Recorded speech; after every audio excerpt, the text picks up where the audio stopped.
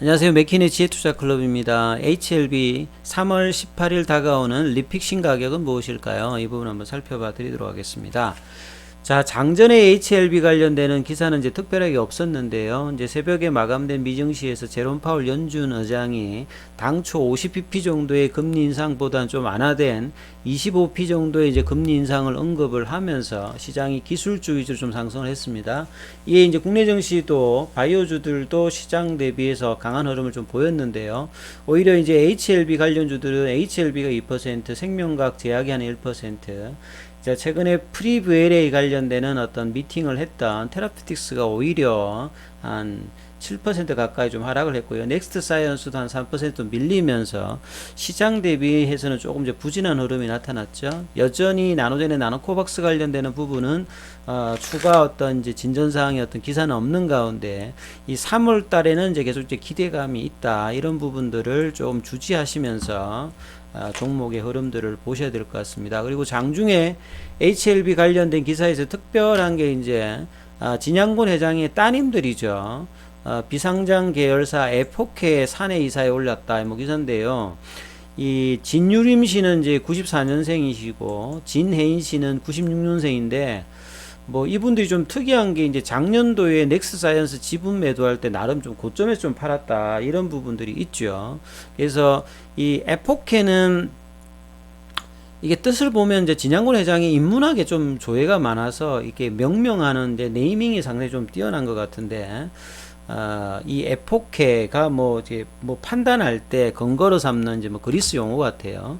그래서 2016년도에 이제 설립된 경영 컨설팅 회사입니다. 이제 비상장 회사인데 여기에 이제 사내 이사로 올라와 있다. 요게 이제 지난해 10월 20일부터 사내 이사를 맡고 있는데 향후에 이제 이 에포케를 중심으로 뭐 신사업을 검토한다든지 이런 부분들에 뭐 관련 부분이 있을 거다 이렇게 뭐 좀 추측을 하고 있는 상태인데요.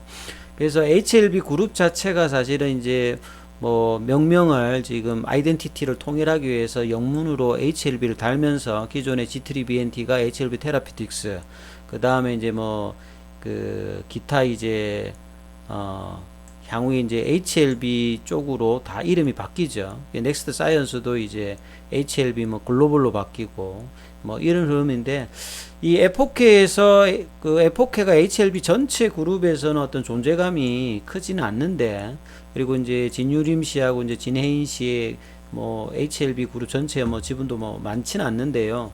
진양곤 회장도 이제 나이가 들며 가면 이제 뭐 어떤 식으로 이제 뭐 지분의 어떤 이전이라든지 이런 것들이 이제 관심이 되니까 이런 기사가 나올 것 같은데 아직 이제 이세 경영을 뭐 이야기하기는 이릅니다만 이제 이런 어떤 지분 구조에서 어떻게 이제 뭐 사내이사로 올라간다든지 이런 부분들이 향후에 뭐 좀 중요한 이슈가 될 수도 있으니까 뭐 그런 차원에서 뭐 기사가 나왔던 것 같습니다.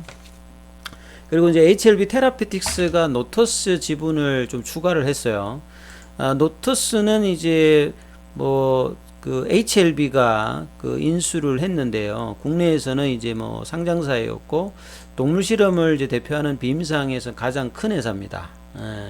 그래서 테라피틱스가 이제 작년에 유중하고 이제 전환사채를 통해 가지고 한 950억대 이제 자금을 확보해서 이거 가지고 이제 지분 1.93% 인수를 했다. 그러니까 이게 뭔가 저 자금을 유치해서 그룹 차원에서도 계속 이제 지분을 확보하면서 크게 좀 키우려고 하는 그런 어떤 흐름들을 가지고 있다 이렇게 보여지는 거겠죠. 그래서 노토스가 알짜니까 여기에 어떤 자본을 어떤 확보를 하는 차원에서 어떤 포트폴리오 구성을 했다 뭐 이런 기사가 있고요. 그 다음에 이제 우리 투자자분들께서 꼭 아셔야 되는 게 리픽싱 관련되는 부분을 저번에 제가 한번 영상을 올려드렸는데 오늘 이제 기관에서도 리포트도 나왔고 거기에 이제 HLB 관련되는 기사가 나와 있습니다. 자, 여기 보면 뭐냐면 이 코스닥 종목 중에서 HLB 33이라고 하는 건 해차를 이야기하는 거죠. 33회차가 전환사채고 34회차가 아마 신주인수급 사채고 32회차도 뭐 전환사채고 이렇게 해수대로 되어 있고요. 요게 한 400억 정도 되어 있고 지금 잔액이 지금 전환되지 않고 남아있는 게 지금 한 100억대 정도가 남아있죠. 그래서 최근에 이제 한 3만원 초반 정도의 지금 그 HLB 가격이 되어 있는데 전환가가 지금 33757 정도 되어 있죠. 리픽싱 한도가 70% 정도로 되어 있어서 32,559원 정도로 되어 있고, 그래서 예상 리픽싱 가격 자체가 지금 32,000원대 정도로 되어 있는데요. 리픽싱 발생 확률이 지금 한 75% 정도 되어 있다. 그래서 이 페리티라고 하는 거는 전환가 대비해서 현재가의 어떤 비율이라 보시면 되겠죠. 그래서 보통 이제 리픽싱이라고 하는 말은 이 어떤 이제 전환 가격을 조정해 주는 겁니다. 이제 뭐 전환사채라든지 신주 인수구분 사추에서 사채가 이제 주식으로 전환할 때, 전환사채 같은 경우에는 별도의 이제 추가 자금이 없이 채권 자체가 이제 주식으로 전환하는 경우고, 신주 인수구분 사채 같은 경우에는 별도의 자금을 넣어서 전환 가격에다가 이제 돈이 들어오는 어떤 그런 개념이죠. 그래서 리픽싱이 문제가 이제 많이 되었기 때문에 사실은 이제 리픽싱 하향 말고 상향 조정을 이제 작년 말부터 이제 적용하니까, 최근에는 이제 이 10이라든지 BW 관련되는 부분에 어떤 기사들이 많이 나오고 있지 않는 부분들이 있습니다. 그래서 이제 재정 건전성이 그렇게 뛰어나지 못한 회사들이 이제 10이라든지 BW 통해 가지고 이제 자금을 확보해서 뭐 M&A라든지 신사업 이런 것들 많이 펼치죠. 그래서 이 HLB 관련되는 34회차, 33회차 이 부분을 좀 살펴보면 이렇게 되어 있습니다. 이게 2019년도에 나온 겁니다. 그러니까 2019년도면 HLB가 굉장히 핫할 때죠. 이게 삼성 관련돼서 실패다 아니다, 성공이다, NDA를 할 때 그 흐름인데, 그때 이제 한 12월 정도에 400억 정도의 무기명 무보정 사모사 전환사채가 발급이 됐는데요. 운영자금으로 100억, 그 다음에 타법인 정권인수로 한 300억 정도죠. 이게 사채율을 보면 표면 이자율이 쿠폰이라고 합니다. 여기가 이제 표면 이자율이 있으면 그 쿠폰만큼 이제 이율을 하는데, 여기가 없고, 만기에 가면 이자율이 1%로, 복리로 가면 만기가 이제 올해 12월 달에 만기가 돌아오는 이제 전환사채죠. 그러니까 거의 이제 이 조건을 본다면 채권으로서 뭐 돈을 받는다기보다는 이 전환가에 대해서 주식으로 하겠다는 개념이 많은 어떤 자금 조달 방법이었거든요. 그래서 만기가 되면 원금의 한 3% 정도를 주는 거죠. 그래서 몇 년 정도 3년 가까이 해가지고 3% 정도 받는 거니까 이걸 받으려고 한 건 아닌데, 그만큼 이제 주가가 좀 좋았을 때 전환사채를 발행하면 여러모로 회사에서 좀 도움되는 어떤 흐름의 그 자금 조달 방법이라고 봐야 됩니다. 그래서 이 조건을 보게 되면 전환가액이 이제 104,689원입니다. 초기에 발행할 때. 그런데 이제 그 주가가 이렇게 떨어지게 되면 전환가액 조정에 관한 사항이죠. 이게 리픽싱이죠.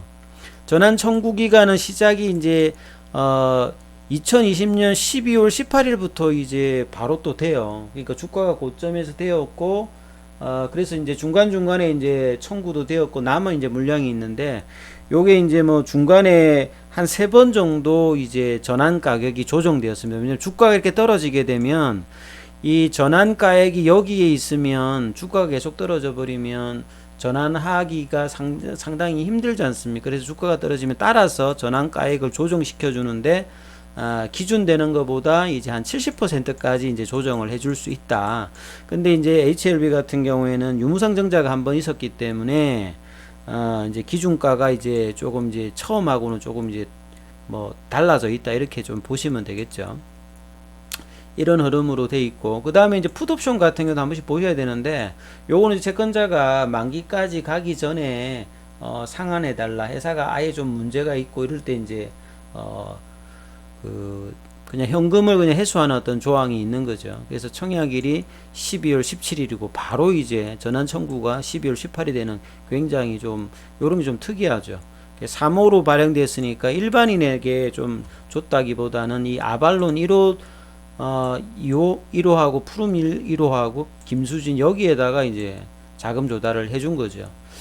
그래서 요 물량들 자체가 지금 이제 이번에 그 한 32,000원대 이 가격으로 리픽싱 발생 확률이 거의 한 75% 정도니까, 주가가 이 가격에 있으면 이제 이 부분들이 하고 나면 보통 리픽싱 이후에 이제 주가가 올라가는 경우가 있기 때문에 이제 이 부분들을 좀 체크를 해봐야 된다, 이렇게 말씀을 드린 겁니다. 자, 차트를 통해서 한번 살펴봐 드리면, 자, HLB 같은 경우에는 보시게 되면 오늘 흐름이 이렇게 돼 있죠. 주가 흐름이 어떤 시장 대비해서는 그렇게 뭐 강하지는 못했습니다만 일단 양봉을 만들어냈고요. 지금 이제 시간의 가격은 큰 흐름이 아직 없고, 공매도 관련되는 부분은 어제 조금 늘었다가 오늘 또 한 10.68 정도. 자, 외국인 기관이라든지 이 부분들은 지금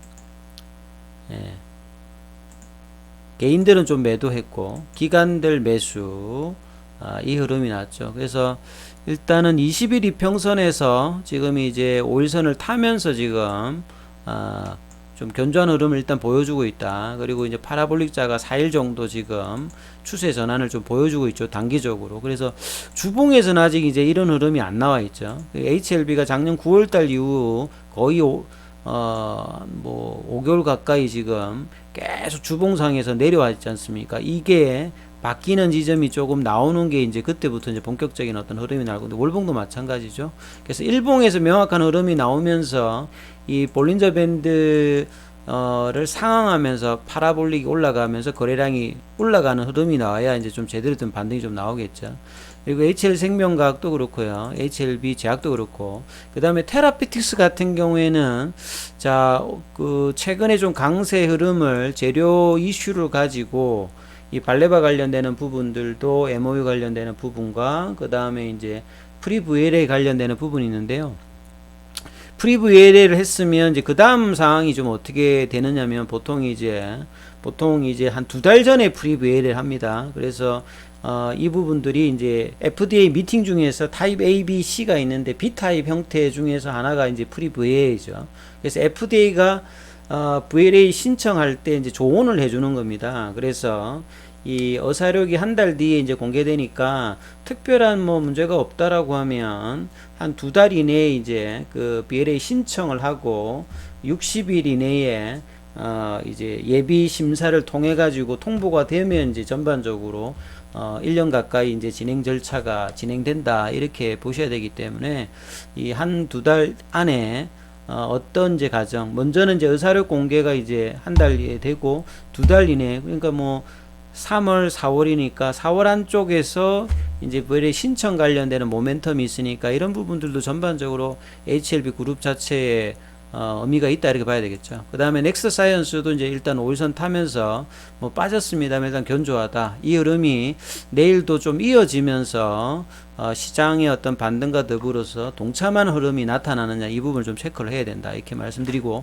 3월 달에 HLB 관련주들이 상당히 좀 중요하기 때문에 이때 흐름이 상반기에서는 가장 좀 중요한 어떤 시기다, 이렇게 말씀을 드리겠습니다. 이 점 참조하시면서 투자 대응해 보시기 바라겠습니다. 여기까지 하겠습니다.